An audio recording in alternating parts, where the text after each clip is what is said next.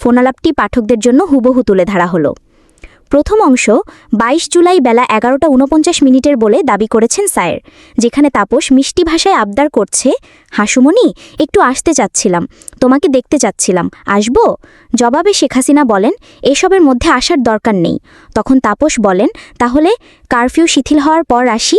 হাসিনা বলেন, আমি তখন অফিসে থাকব, ব্যবসায়ীদের ডাকছি তো ২-৩টার সময়। তাপস বলেন, আচ্ছা, তাহলে ওই সময় অফিসে এসে দেখা করে যাব। দ্বিতীয় অংশে কিছু গুরুত্বপূর্ণ কথা বলেন তারা। দ্বিতীয়টি ৩ আগস্ট ২০২৪ সকাল ৮:১৬ বলে দাবি করেছেন সায়েরের। এই পর্বে ফোন করে তাপস কুশল বিনিময়ের পর বলেন, আমি একটি সিঙ্গাপুর যেতে চাচ্ছিলাম, যাব? হাসিনা তাকে যেতেও বলেন, কিন্তু সম্ভবত তিনি জানতেন না তাপস দেশ ছাড়া সকল প্রস্তুতি নিয়ে এয়ারপোর্টে পৌঁছে তাকে ফোন করেছেন।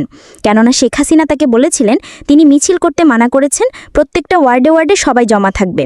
এর উত্তরে তাপস বলেন, আমি এয়ারপোর্টে চলে আসছি, জিওটা যেহেতু এখনও হয় নাই বলে এখানে করছে না। তখন হাসিনা তাপসকে প্রশ্ন করেন, জিওটা সঙ্গে নিলে না কেন?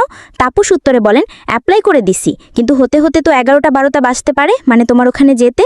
তো আমি ইমিগ্রেশনে আসছি, কাউকে ইমিগ্রেশনে বলে দেয়া যাবে কি আমার ফ্লাইট এখনই ছেড়ে দেবে? জবাবে হাসিনা বলেন, হ্যাঁ বলা যাবে, ফাইল পাঠাইছো তো?